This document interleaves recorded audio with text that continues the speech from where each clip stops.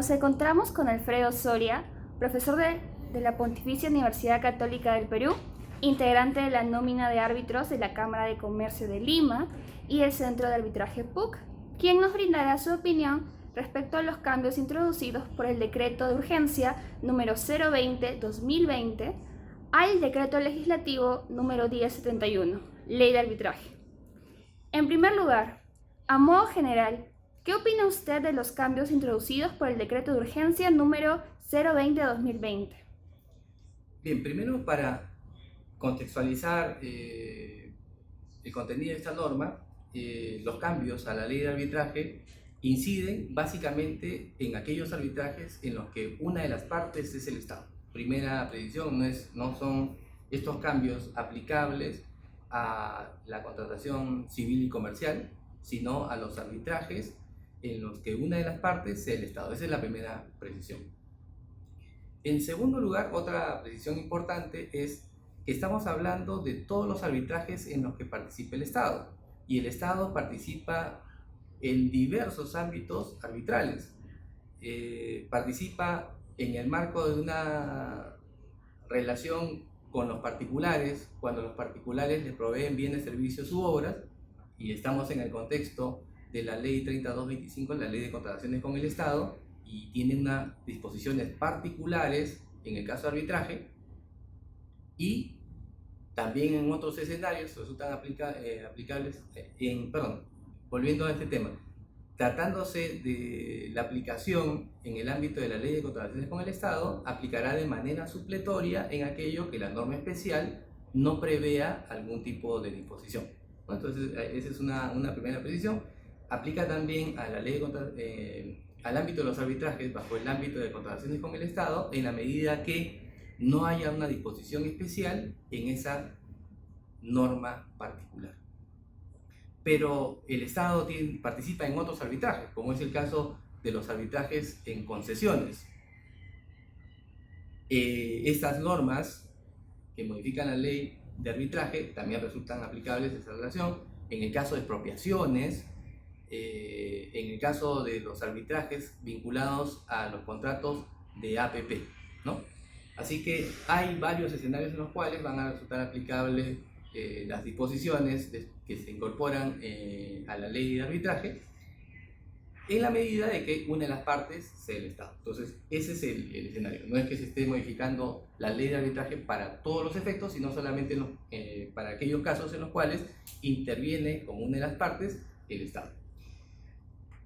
Aquí hay que hacer una precisión importante, y es la siguiente, ¿no? Cuando en las disposiciones particulares, en el caso específico, y voy a comentar este tema, de la ley de contrataciones con el Estado, hay reglas particulares para el arbitraje. Entonces, por el criterio de norma especial, prima respecto de la norma general, la ley de arbitraje resulta aplicable de manera supletoria a las disposiciones especiales.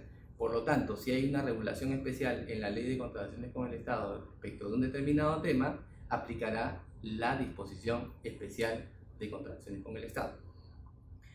En cambio, en aquellos casos en los cuales haya un vacío en las disposiciones especiales, sí aplicará la ley de arbitraje. Así lo prevé incluso la misma ley de contrataciones con el Estado, ¿no? Entonces hay que hacer esa precisión porque hay algunos ámbitos que eventualmente son distintos y que han sido modificados por esta ley, han sido modificados por este decreto de urgencia 020-2020, y para tener claro cuál es su ámbito e incidencia.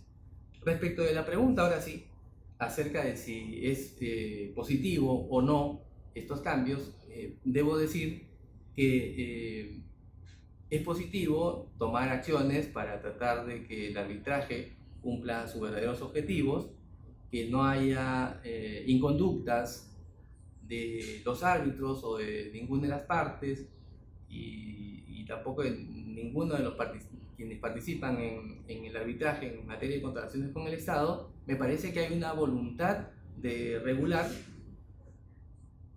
y esta norma nos trae aspectos positivos y negativos, ¿no?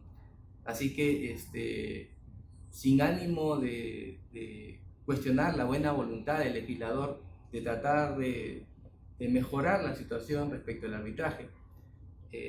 Debo reconocer que hay aspectos positivos, pero también hay algunos aspectos que me parecen, de acuerdo a mi opinión, podrían causar mucho daño o generar una distorsión entre las partes en los arbitrajes de contratación con el Estado, o inclusive ir contra la eficiencia del arbitraje o la eficacia del arbitraje, que aparentemente es lo que está tratando de hacer esta norma, y lo voy a explicar y desarrollar un poquito más adelante, pero puntualmente comento qué aspectos positivos veo. La figura del abandono me parece un aspecto positivo, y ya lo comentaré un poquito más adelante. El hecho de que las actuaciones arbitrales también puedan ser públicas, porque en la actualidad es público el laudo, ¿no? Una vez que se emite el laudo se publica en el CACE y todos podemos tener conocimiento de ello. Pero en este caso la norma está señalando que las actuaciones arbitrales también son públicas. Claro, una vez que concluye el arbitraje, lo cual me parece lo correcto. Hay quienes sostienen que las actuaciones arbitrales deberían ser públicas inclusive durante la tramitación del proceso arbitral, pero eso no me parece conveniente,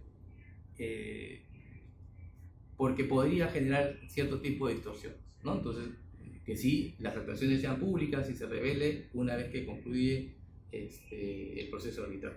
Me parece positivo. Y otro aspecto que me parece positivo es que el convenio arbitral se realice por las entidades con la coordinación con la Procuraduría.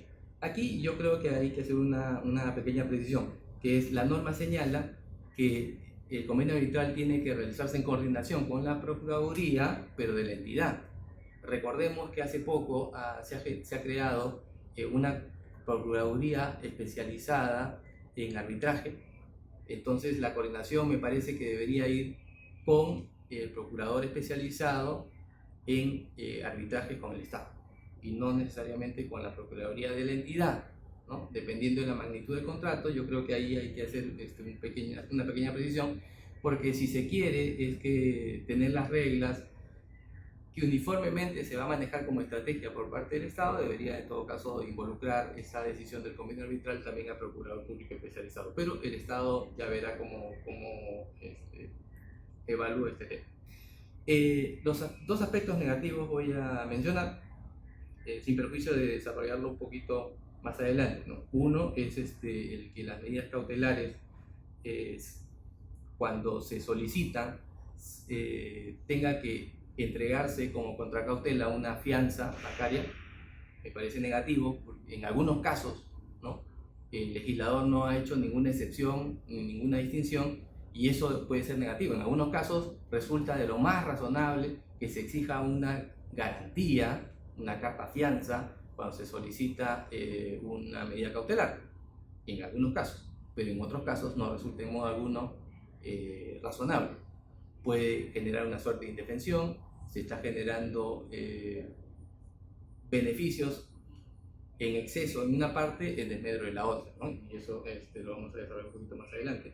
Y el gran peligro que veo en esta norma es que se pueda sustituir al árbitro o eventualmente plantear una recusación una vez que se anule el laudo. En conclusión, hay aspectos positivos y hay aspectos negativos también en esta norma. Así que avanzamos, pero tenemos que corregir algunos aspectos, como por ejemplo el tema de la solicitud de la garantía. Cuando se solicita la medida cautelar me parece un aspecto negativo, un aspecto por corregir, y el otro tema es que se pueda sustituir a los árbitros, también es otro aspecto. Una vez que se anule el laudo, es otro aspecto que tendría que corregirse. Pero vamos a desarrollar más en detalle seguramente con las preguntas que me van a hacer. Sí. Uno de los cambios más resaltantes ha sido respecto a los arbitrajes ad hoc. El decreto de urgencia establece que, en materia de contrataciones con el Estado, solo se podría recurrir a un arbitraje ad hoc en el caso de controversias cuya cuantía no supere las 10 UIT. ¿Considera usted que esta medida es adecuada? Sí, y ahí para contestar esta pregunta primero hay que tener en cuenta lo siguiente. El arbitraje puede ser bueno o puede ser malo, puede ser ético o puede ser antiético en el marco de un arbitraje ad hoc o un arbitraje institucional. no por el hecho de que sea un arbitraje ad hoc, quiere decir que esté viciado o que eventualmente esté propenso a la corrupción o a las malas prácticas arbitrales, ¿no? Entonces es una primera aclaración que quiero hacer. Pero eventualmente el arbitraje institucional otorga determinadas garantías en la medida que hay una institución que está detrás siguiendo el trámite del procedimiento y puede eventualmente detectar que pudiera existir algún tipo de anomalía, ¿no?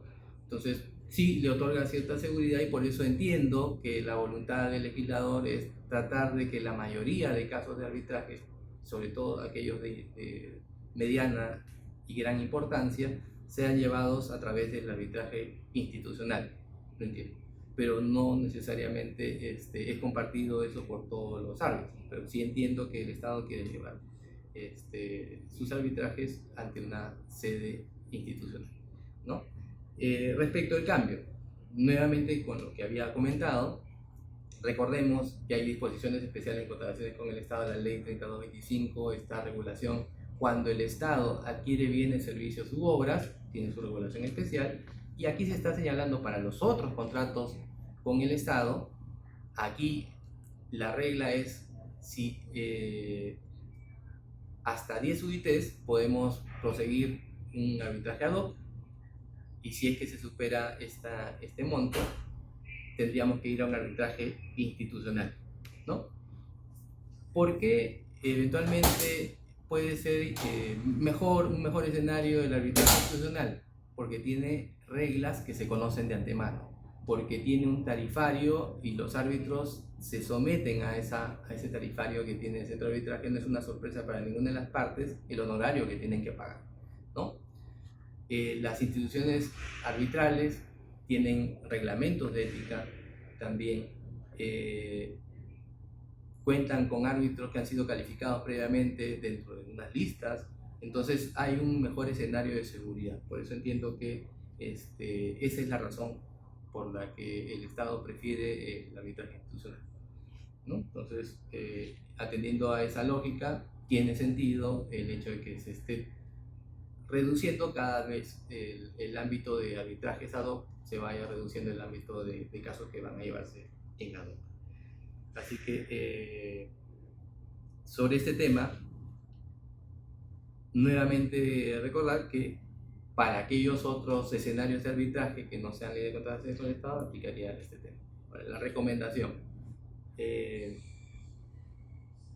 Hay que tener en cuenta ambos parámetros. Eventualmente no sabemos cómo los jueces van a interpretar estas normas, pero lo que debería hacer es, como comento, que si hay una norma especial, aplicar las reglas de la norma especial, y en todo caso, para los otros escenarios que no tienen reglas especiales, aplicaría este ámbito de 10 UITs para el caso de los arbitrajes que sean considerados. Como usted ya mencionó, el decreto de urgencia ha establecido la carta fianza como el único tipo de contracautela que puede presentar el solicitante de una medida cautelar, si es que el Estado es la parte afectada con su ejecución. ¿Considera usted que es un error eliminar la discrecionalidad del juez para evaluar, caso por caso, cuál es el tipo de garantía y el monto adecuado para la contracautela? Cada caso es totalmente distinto, ¿no? Y creo que quien tiene que tomar la decisión acerca de una medida cautelar debería tener el margen de posibilidades abierto y no tan cerrado o con una exigencia como esta. Voy a poner un ejemplo, ¿no?, en el cual no resulte muy razonable que se exija una carta fianza por la solicitud de una medida cautelar. Supongamos que hay un contratista al cual le han resuelto indebidamente el contrato y es manifiesto la arbitrariedad al momento de resolver ese contrato. ¿Por qué no se sigue el procedimiento? Porque de repente no hay causal evidente. Lo que va a hacer el contratista es impugnar esa resolución, pero tras la resolución la entidad tendrá derecho no solamente a aplicar la garantía, la fianza de fiel cumplimiento que ya tiene a su disposición, sino eventualmente seguir otros pasos. Pero el gran inconveniente que tiene aquí el contratista es que le van a ejecutar la carta fianza, ¿no? Esta carta fianza de fiel cumplimiento que entrega con ocasión de la suscripción de contrato, se la van a ejecutar. como está discutiendo la resolución, va a ir a un arbitraje a discutir este tema. Pero su gran temor, decíamos, es que le ejecuten la garantía. Para evitar que le ejecuten la garantía, y ante un evidente riesgo puesto de manifiesto inclusive por la entidad de que lo amenaza, incluso que le va a ejecutar la garantía, el contratista seguramente va a pedir una medida cautelar. Y aquí el tema es el siguiente, que para evitar que le ejecuten una garantía que tiene la entidad y que se mantiene vigente conforme a las disposiciones aplicables, la entidad puede ser que lo amenace para lo amenace para ejecutar esa garantía. Para evitar la ejecución de esa garantía, el único camino que va a tener el contratista es solicitar una medida cautelar. Y solicitada la medida cautelar, para que se la otorgue, de acuerdo a lo que dice esta norma, tendría que otorgar otra medida cautelar exactamente por el mismo valor. Entonces, ¿en dónde está la protección que está buscando? El que se otorgue una medida cautelar implica que se cuente con recursos financieros. Una medida cautelar no se le entregan así nada más a cualquiera. Inmoviliza parte del capital de una empresa.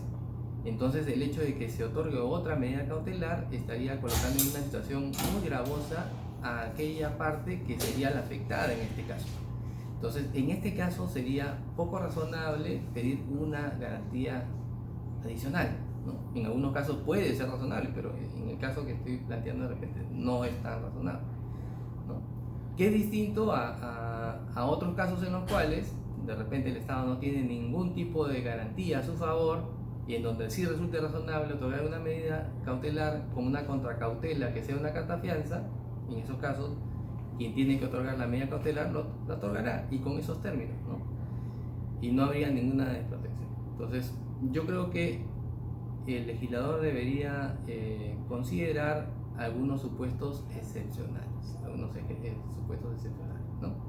Que dependiendo del caso, como les digo, no limitar a quien tiene que tomar la decisión respecto a una medida cautelar, algunas situaciones especiales pueden haber para que simplemente solicite una garantía adicional y por el monto que considere conveniente aquel que tiene que determinar si se otorga o no la medida cautelar.